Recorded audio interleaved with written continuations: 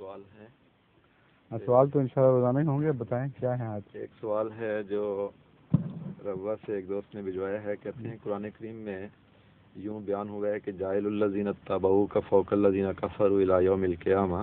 جی. اس آیت کریمہ میں حضرت عیسیٰ علیہ السلام کے منکرین کو کافر کہا گیا ہے. ٹھیک ہے. اور یہ وعدہ قیامت تک محیط ہے. ٹھیک.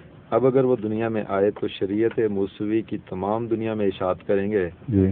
تو اس صورت میں نہ قرآن کریم شریعت کاملہ رہے گا. جی. اور نہ ہی رسول پاک آخری نبی ہوں گے. نعوذ باللہ من ذالک. جی. برائے کرم آپ اس پر مجلس عرفان میں روشنی ڈالیں. یہ سوال جو ہے یہ کچھ الجھایا گیا ہے. ہمیں کسی ایسی دلیل کی ضرورت نہیں ہے جو الجھا کر منطقی انداز میں پیش کی جائے. سیدھی سادی صاف بات ہونی چاہیے.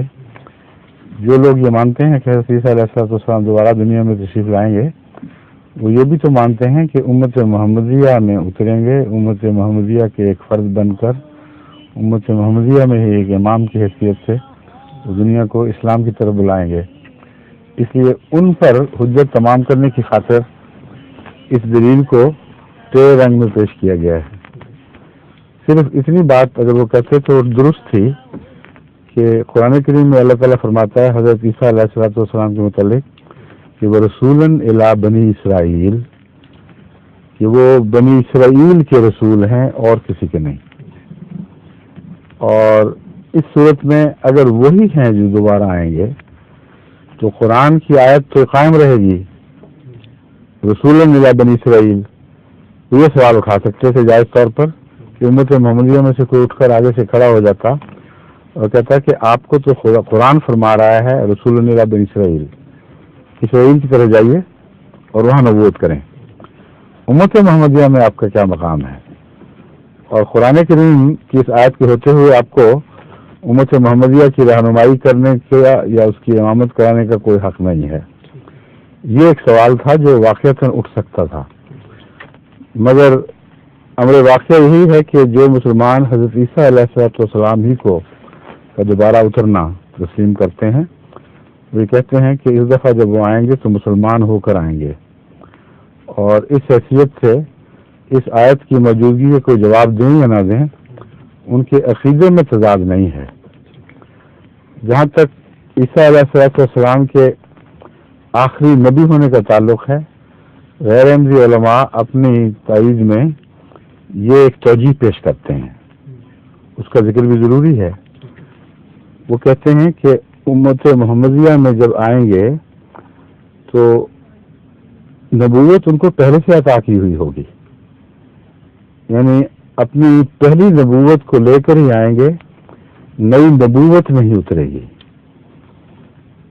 نیا نبی اترے گا. پرانا نبی دوبارہ اتر آئے گا. اس لیے آیت خاتم النبیین کے یہ مضمون منافی نہیں ہے ان کے نزدیک، کیونکہ آیت خاتم النبیین کا وہ یہ مطلب دیتے ہیں کہ نبیوں کو ان معنوں میں ختم کیا کہ اب نیا نبی کوئی نہیں بنایا جائے گا.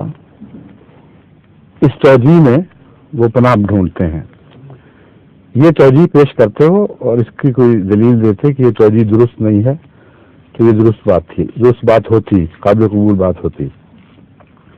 اس ضمن میں اس سے پہلے بھی میں کئی دفعہ ذکر کر چکا ہوں کہ خاتم النبیین کے یہ معنی کہ نئی نبوت امت محمدیہ میں کسی کو عطا نہیں ہوگی اور پرانی نبوتوں سے کام لیا جائے گا، یہ امت محمدیہ کی گستاخی ہے.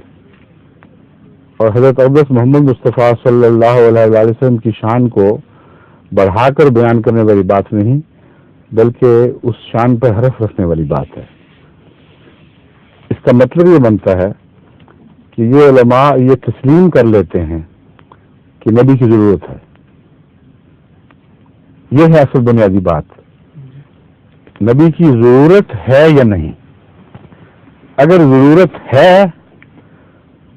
تو پھر حضرت رسول اکرم صلی اللہ علیہ وسلم کے خاتم ہونے کے باوجود ضرورت نبوت منقطع نہیں ہوئی، نبی منقطع ہو گئے.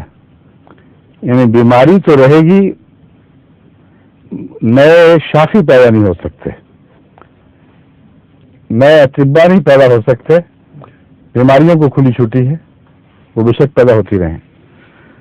تو اصل شان جو ہے خاتم النبیین کی ان معنوں میں کہ زمانے کے لحاظ سے آخری نبی ہیں، در حقیقت اس بات میں تھی، اگر تھی تو اس بات میں ہوتی کہ حضور اکرم صلی اللہ علیہ وآلہ وسلم کے بعد ہر قسم کی نبوت کی ضرورت ختم ہو جاتی ہے۔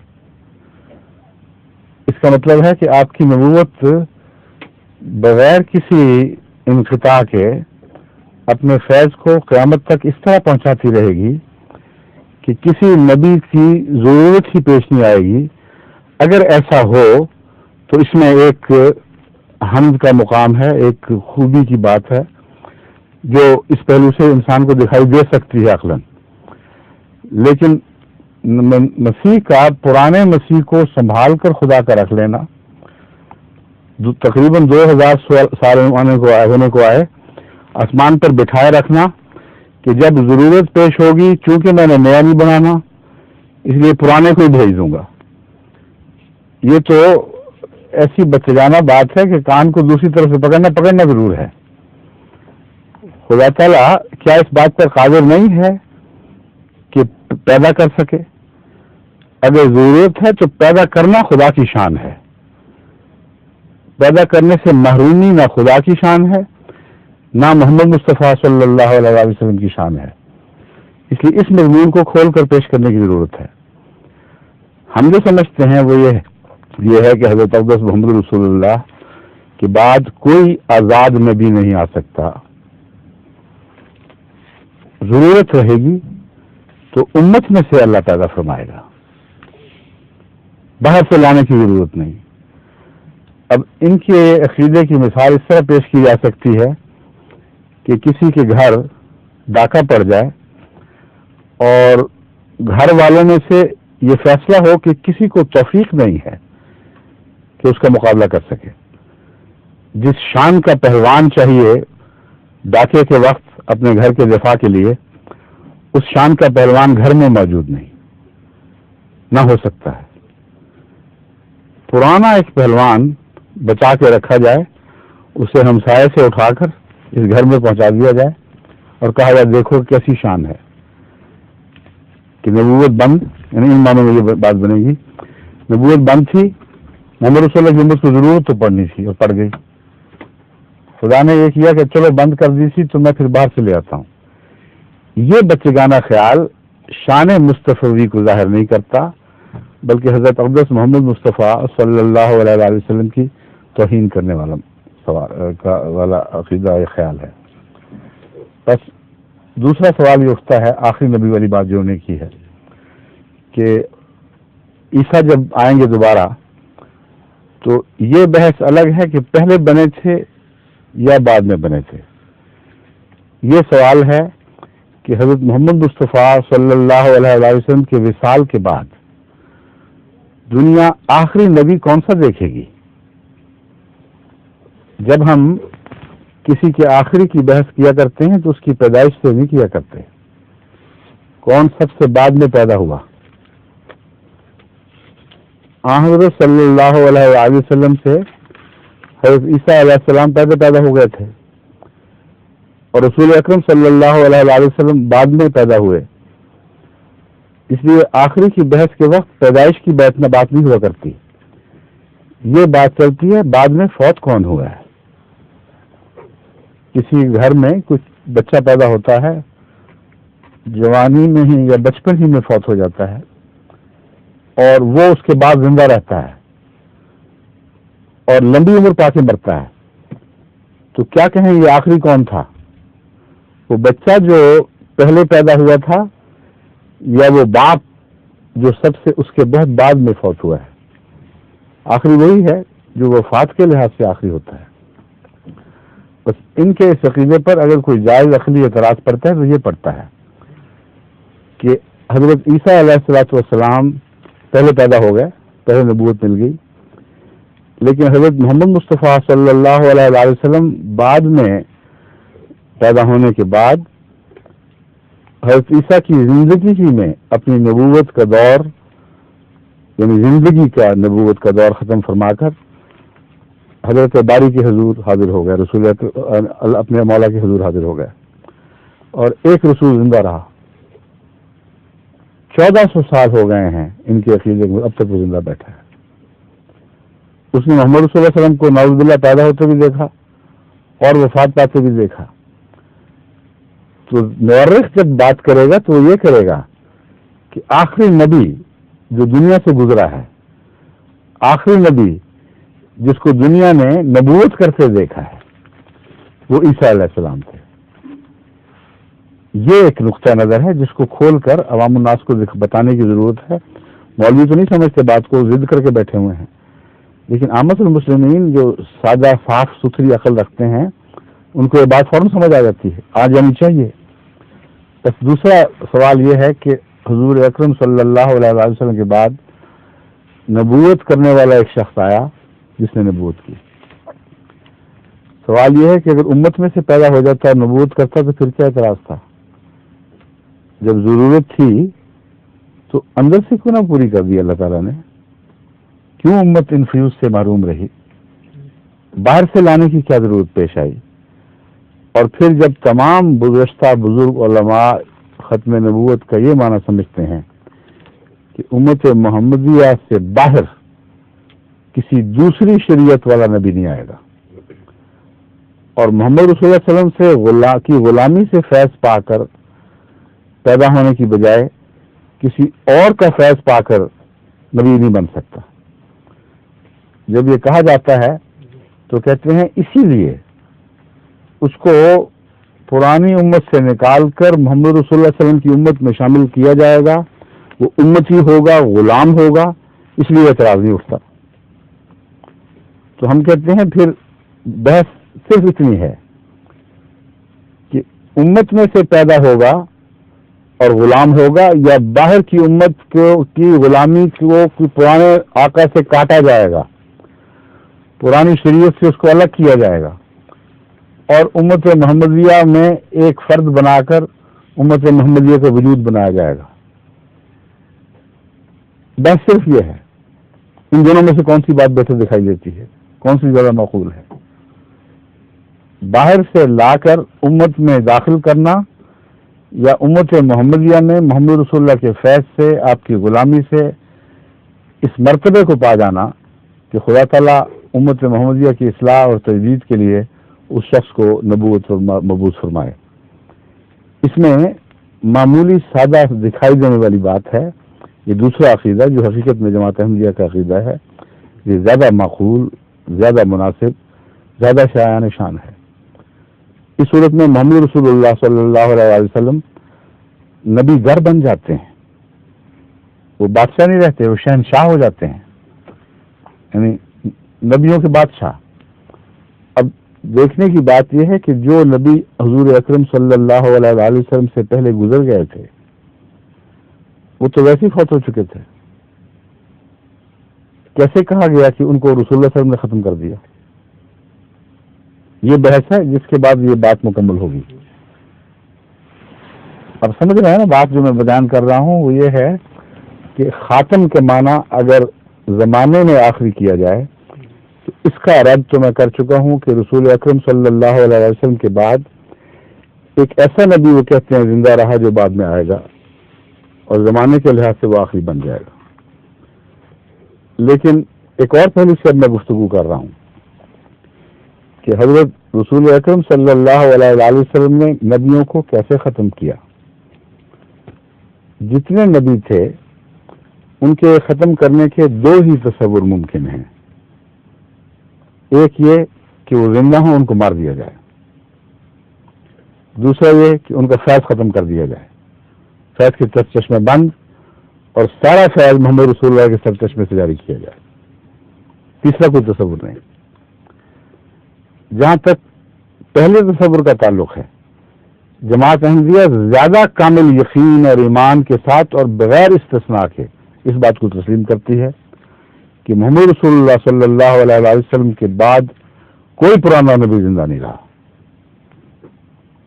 کلیتاً ختم ہو چکے تھے ظاہری لحاظ سے بھی۔ یہ جو ختم پر زور دینے والے ہیں یہ امت محمدیہ کے سادہ لوگوں کو دھوکہ دیتے ہیں، کیونکہ عقیدہ یہ رکھتے ہیں کہ باقی تو اپنی موت خود ہی گزر چکے تھے، ٹیسٹ کیس ایک تھا، وہ عیسیٰ علیہ السلام، وہ زندہ تھے، ان کو یہ نہیں مار سکے، کیسے ختم کر دیا؟ جو خود ہی ختم ہو گئے تھے وہ تو ختم ہو گئے، جس نے آپ کے ساتھ زمانہ پایا، ہم اثر بن گیا۔ محمد رسول زمین پر نبوت فرما رہے تھے، وہ آسمان پر زندہ بیٹھا ہوا تھا اور ہم اثر تھا، اور اس کے باوجود حضور صلی اللہ علیہ وآلہ وسلم اس نبی کے دیکھتے دیکھتے وفات پا گئے اور یہ زندہ رہا۔ تو کس نے کس کو ختم کیا؟ اگر ظاہری معنی لینے ہیں تو پھر ختم کا مضمون الٹ جائے گا، نعوذ باللہ من ذالک، احمدی اس کا تصور بھی نہیں کر سکتے۔ فیوز کی بات چلے تو اس پر آ جائیے، سب نبیوں کے فیض کے چشمے حضرت محمد رسول اللہ نے ختم فرما دی، یہ ہمارا عقیدہ ہے، بالاتفاق تمام احمدی اس پر ایمان رکھتے ہیں۔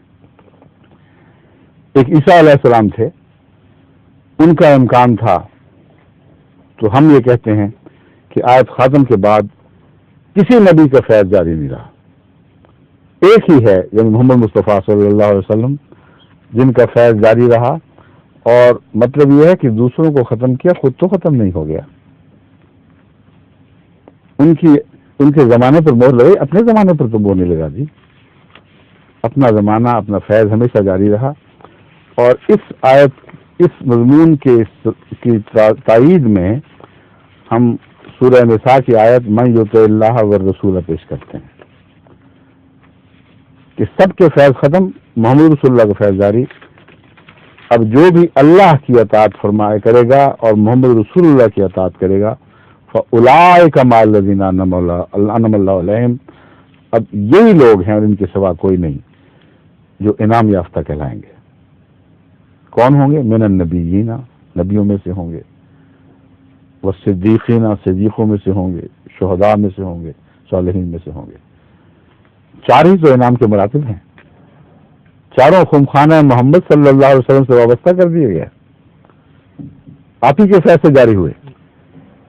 لیکن یہ کہتے ہیں نہیں، ایک نبی ہے جس کا فیض محمد رسول اللہ علیہ وسلم ختم نہیں کریں گے بلکہ بڑھا دیں گے، اس کا فیض محمد رسول اللہ کے بعد پہلے سے کہیں بڑھ جائے گا۔ پہلے وہ رسول الی بنی اسرائیل تھا، اب وہ رسول الی العالمین بن کے آئے گا۔ بس یہ نئی شان نبوت جو اس کو عطا ہوگی، یہ پہلے کب عطا ہوئی تھی یہ بتائیے؟ اس لیے یہ کہنا بھی ایک محض نفس کا بہانہ ہے کہ اسے پہلے نبوت عطا ہو گئی تھی۔ اسے جو نبوت عطا ہو گئی تھی اس کا حال تو قرآن میں لکھا ہوا ہے، رسول الی بنی اسرائیل، محدود نبوت تھی، ایک چھوٹی قوم کی طرف نبوت تھی، محدود زمانے کے لیے نبوت تھی، اس کے زمانے کو ممتاز کر دیا ان مولویوں نے، اور اس کے فیض کو بنی اسرائیل سے نکال کر ساری دنیا پہ پھیلا دیا۔ یہ نیا مرتبہ اس کو کب ملا؟ محمد رسول اللہ کے بعد ملا، ان کے قول کے مطابق، کیونکہ نئی نبوت ظاہر ہوئی ہے۔ یہ جھوٹ ہے کہ پرانی نبوت لے کر وہ آئے گا۔ اگر پرانی نبوت لے کے آئے گا تو سب مسلمان وہ آیت نکال کے دکھائیں گے، اے رسول عیسیٰ ابن مریم، تو اگر وہی پرانا رسول ہے تو جا اپنی قوم کی طرف لوٹ جا، وہاں جا کے نبوتیں کر، ہم تیرے غلام نہیں ہیں، ہم تو محمد رسول اللہ کے غلام ہیں جو رحمت للعالمین تھا۔ تیرا مرتبہ چھوٹا ہے، تیرے فیض کا دائرہ تنگ ہے، تو اس تنگ دائرے سے باہر نکل نہیں سکتا۔ محمد رسول اللہ ہی کا غلام ہے جو اس عالمی نبوت سے فیض یافتہ ہو، جسے یہ مرتبہ حاصل ہو سکتا ہے وہ سب دنیا میں محمد رسول اللہ کی رحمت کے انعام بانٹتا رہے۔ بس یہ ہے اصل مضمون جو عیسیٰ علیہ السلام کے حوالے سے بیان ہونا چاہیے۔ باقی یہ منطقی ٹوٹکوں سے بات نہیں بنے گی، پوری بات سمجھانے کی ضرورت ہے، کیا مرتبہ ہے، کیوں ہم حضرت عیسیٰ علیہ السلام کو امت محمدیہ میں خود آنا تسلیم نہیں کر سکتے۔ اور آخری بات اس سلسلے میں جو قطعی اور دو ٹوک ہے، وہ وہی آیت ہے جو میں بارہا پہلے بیان کر چکا ہوں، قد محمد رسول اللہ ما محمد الا رسول قد خلت من قبل الرسل. محمد ایک رسول ہی تو تھے. جتنا چاہو بلند مرتبہ سمجھو اور حق ہے کہ زیادہ سمجھو. جہاں توحید منفرد ہو جاتی ہے، جہاں آگے بڑھنے کا انسان کا مقام نہیں، جہاں سدرۃ المنتہا ہے، وہ نشان ہے جو مخلوق کو خالق سے الگ کرتا ہے، وہاں تک رسائی پا گئے، مگر بحیثیت رسول، اس سے آگے نہیں. فرمایا یہ تو مرتبہ محمد مصطفیٰ صلی اللہ علیہ وسلم ہے. قد خلت من قبل رسول، ان سے پہلے سارے رسول گزر گئے، ایک بھی باقی نہیں رہا. اب اس عیسیٰ کو ہم دوبارہ کیسے مان لیں آنے کا؟ جو گزر گیا، جو کہانی بن گیا، جس کا فیض بھی ختم ہو گیا، جس کا وجود بھی، جس کی زندگی بھی اس آیت نے ختم کر دی. پھر فرماتا ہے اللہ تعالیٰ مل مسیح ابن مریم الا رسول، وہ بھی تو ایک رسول ہی تھا. قد خلت من قبل رسول، اس سے پہلے بھی سارے رسول گزر چکے تھے. امہ صدیقہ، اس کی ماں پاک باز عورت تھی. جھوٹ بولتے ہیں جو الزام لگاتے ہیں. اور پھر کانا یاکلان الطعام، کسی زمانے میں وہ کھانا کھایا کرتے تھے. چھوڑ بیٹھے ہیں کھانا، دونوں ایک نہیں. اگر صرف ماں مری ہوتی تو خدا فرماتا کانت تاکل الطعام، وہ کھایا کرتی تھی. ماں کو کھانا چھوڑتا دیکھ کر مسیح کو چھوڑ بیٹھے. ماں تو مجبور تھی. اس دنیا میں وہ، اس کا وجود کھانے کا محتاج تھا، مگر اس دنیا میں محتاج نہیں رہا جو روحوں کی دنیا ہے. مسیح کو تو کہتے ہیں جسم سمیت آسمان پر چڑھا. وما جعلناہم جسدا لا یاکلون، کیا ہے وہ آیت پوری؟ وما جعلناہم جسدا لا یاکل الطعام ہے، یا جو ہاں چیک کر لیں. وہ قرآن کریم کی دوسری آیت پہلا بٹھا دیا خدا تعالیٰ نے. فرماتا ہے ہم نے نبیوں کو ایسا جسد دیا ہی نہیں جو کھانا کھائے بغیر رہ سکے. اگر جسد سمیت گئے ہیں تو جسد کھانے کا محتاج رہے گا. اگر جسد چھوڑ گئے ہیں تو پھر اعتراض ہی کوئی نہیں رہتا. پھر تو سب نبی خدا کے حضور رزق لیے جاتے ہیں، وہ اور رزق ہے، اور روحیں اور قسم کے وجود ہیں. سورہ انبیاء کی لا یاکلون الطعام ہے، وما جعلناہم جسدا لا یاکلون الطعام، ٹھیک ہے، وما کانوا خالدین. وما جعلناہم جسدا لا یاکلون الطعام، وما ہے نا پہلے، وما جعلناہم، ٹھیک ہے، یہ پوچھنا تھا. وما جعلناہم جسدا لا یاکلون الطعام، ہم نے نبیوں کو ہرگز ایسا بدن نہیں دیا جو کھانا نہ کھاتا، کھانے کے بغیر رہ سکے. وما کانوا خالدین، اور وہ ہمیشہ رہنے والے اپنی ذات میں تھے نہیں. کھانے کے محتاج تھے جب تک کھانا کھاتے رہے، زندہ رہے. جب کھانا چھوٹ گیا تو وہ بھی جاتے رہے. ان کے اندر اندرونی صفت بقا کی نہیں تھی کوئی ایسی جو بغیر کھانے کے ان کو خالص بنا سکے. تو اگر حضرت مسیح علیہ الصلوۃ والسلام اسی جسد میں تھے تو اللہ تعالیٰ کو یہ کہنا چاہیے تھا کہ ماں فوت ہو گئی، ماں نے کھانا چھوڑ دیا. فرماتا ہے کانا یاکلان الطعام، ماضی بعید میں گزرے ہوئے زمانے کی باتیں ہیں جب یہ دونوں کھانا کھا کرتے. اب کوئی نہیں کھاتا ان میں سے. جب کھانا چھوڑ بیٹھے، جسد وہ ہے نہیں جو بغیر کھانے کے زندہ رہ سکے. تو زندہ کر کے دکھاؤ، کیسے زندہ کر دو گے؟ بس کلام الہی اجازت نہیں دیتا غلط ترجموں کی.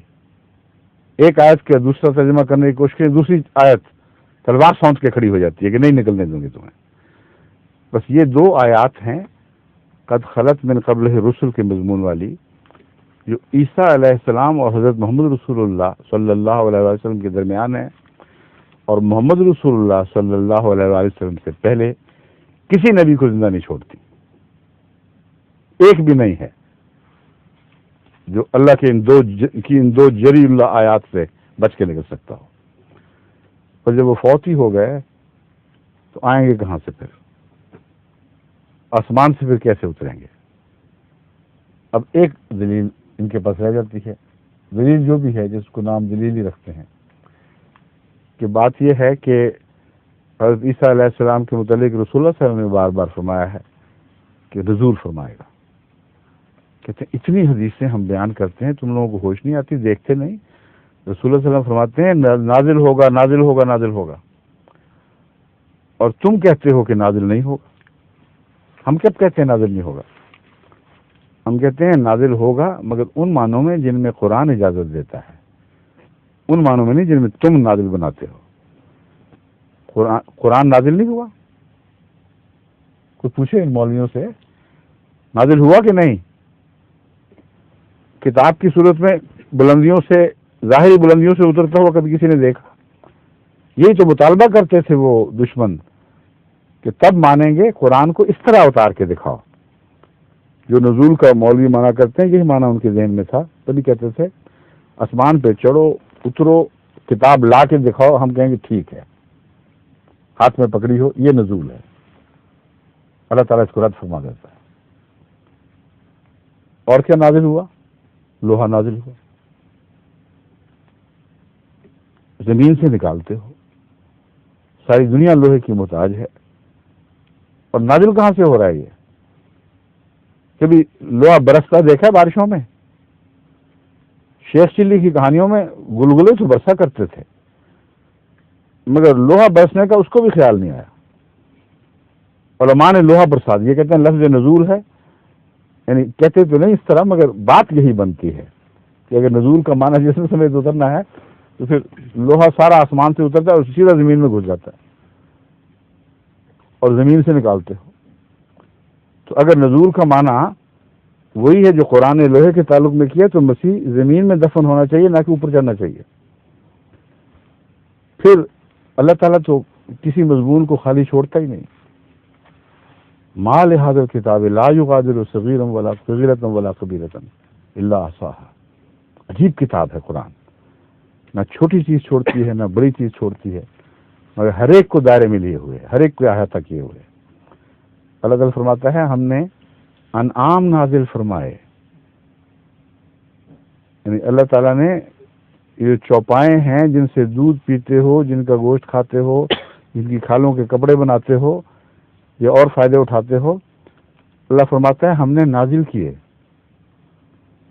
کس دن بھینسوں کی، اونٹوں کی، بکریوں کی بارش بھی دیکھی ہے؟ غور تو کرو. کب وہ برسی ہیں آسمان سے؟ زمین سے پیدا ہوتی ہیں. اللہ تعالیٰ پھر بھی فرما رہا ہے نازل فرمایا.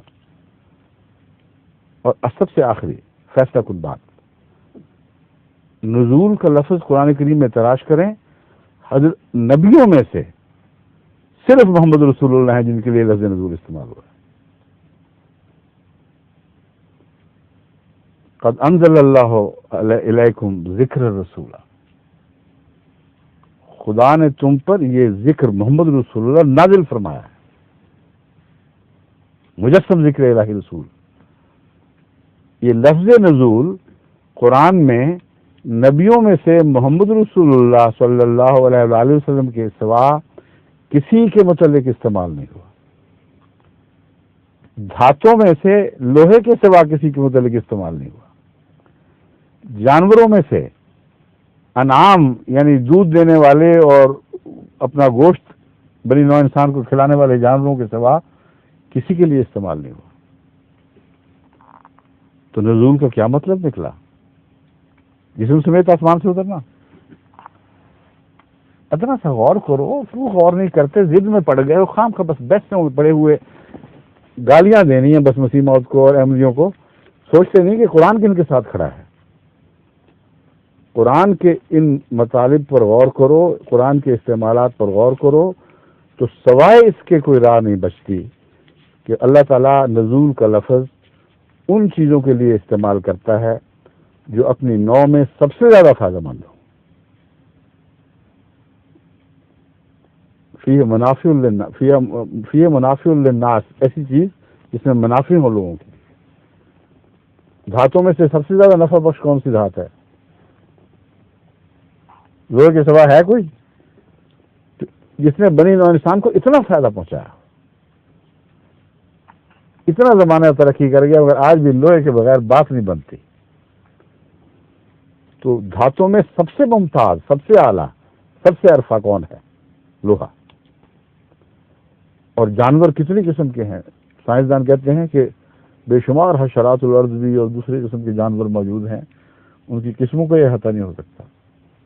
اللہ تعالیٰ نے صرف انعام کو چنا، اور انعام کا کردار بنی نوع انسان کے فوائد میں سے نکال لیا جائے تو انسانیت بچتی دکھائی نہیں دیتی. آج کے دور میں تو کچھ متبادل چیزیں پیدا ہو گئی ہیں. پہلے دور میں خالصتاً انعام پر بنی نوع انسان کی بقا کا انحصار تھا. اس کا دودھ پیتے تھے، ان کا گوشت کھاتے تھے، ان پر سواریاں کرتے تھے اور ان سے ہل چلاتے تھے اور کاشت کر کے اپنی بقا کا انتظام کرتے تھے. تو تمام جانوروں کو ایک طرف کر دو، اتنا زیادہ فائدہ مند جانور جیسا کہ جس کا انعام کے لفظ یعنی اونٹوں اور اس سے ملتے جلتے جانوروں میں کا ذکر فرمایا گیا ہے، ویسا کسی نے کوئی فائدہ نہیں پہنچایا. تو جانوروں میں ایک ممتاز، ایک نمایاں شان رکھنے والا جانور ہے، سب سے اوپر، سب سے بالا.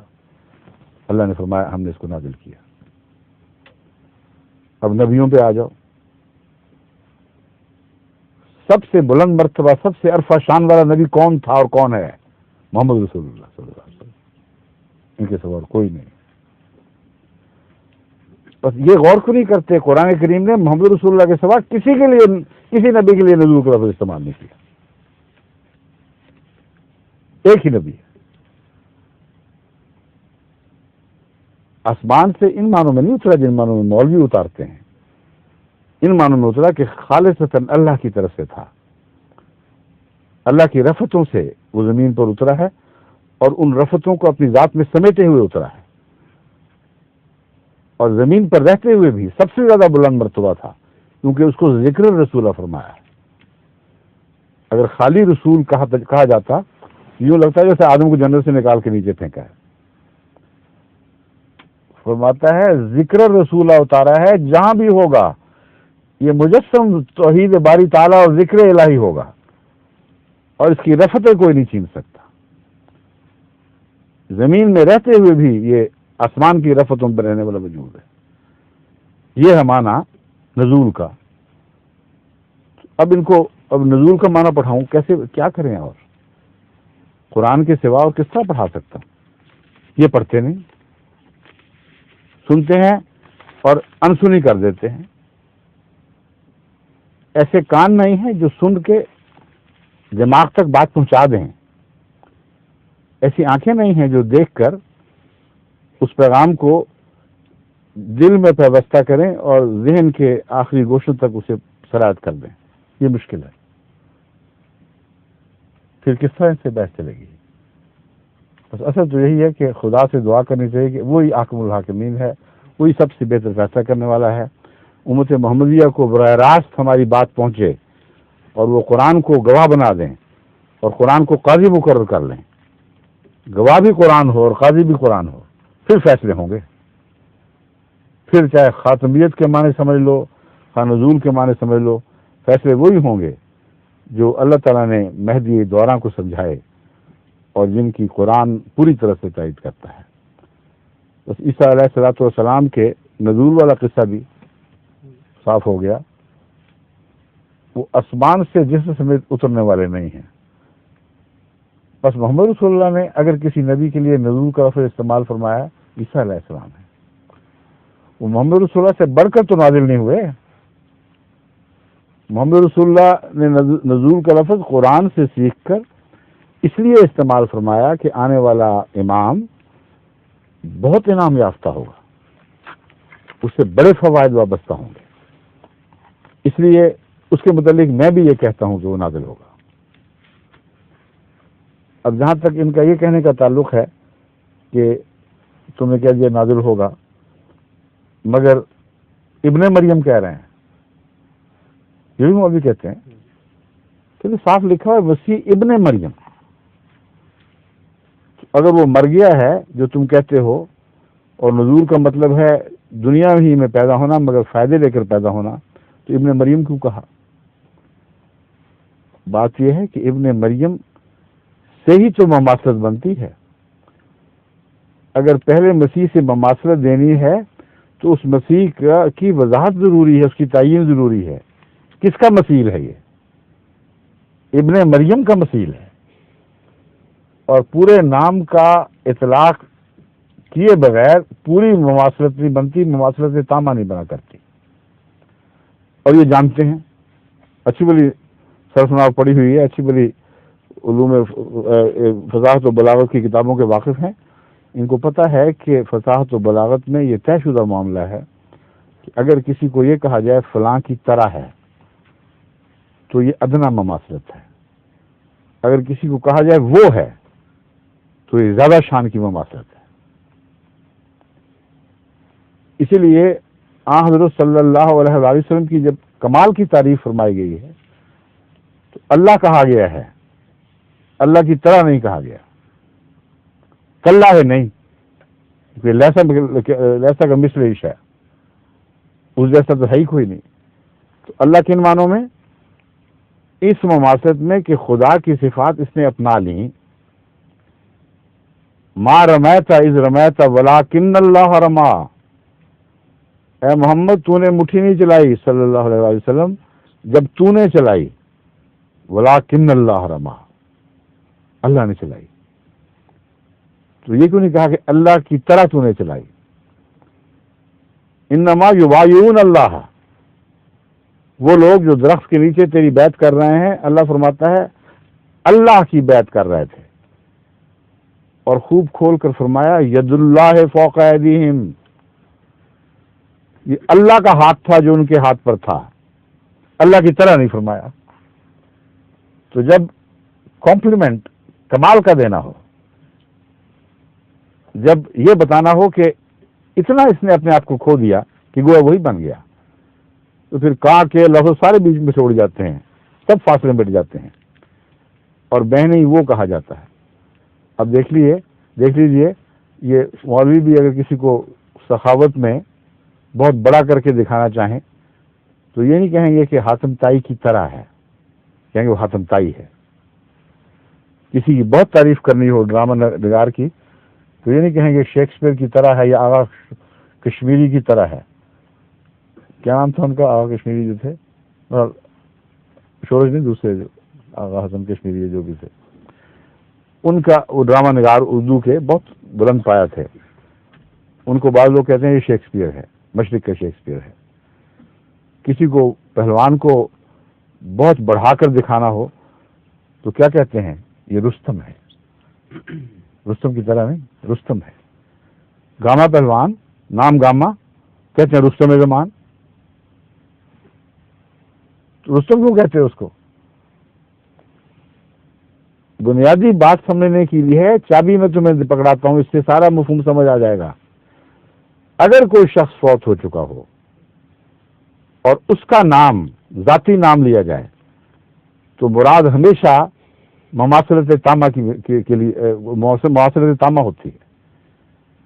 اگر شیکسپیئر زندہ ہوتا اور کوئی کہتا فلاں شیکسپیئر ہے تو یہ مقابلہ تھا، یہ تمثیل نہیں ہے.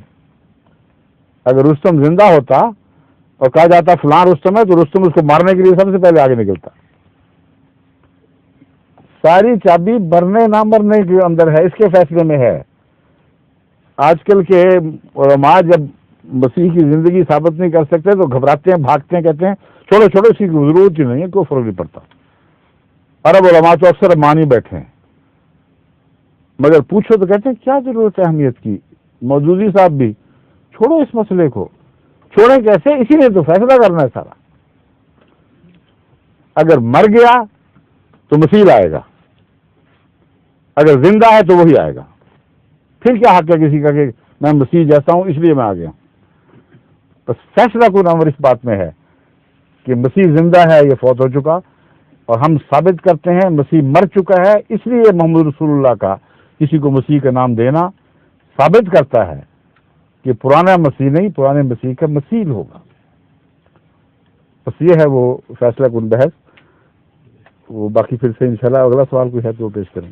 ظہور مہدی آخر زماں ہے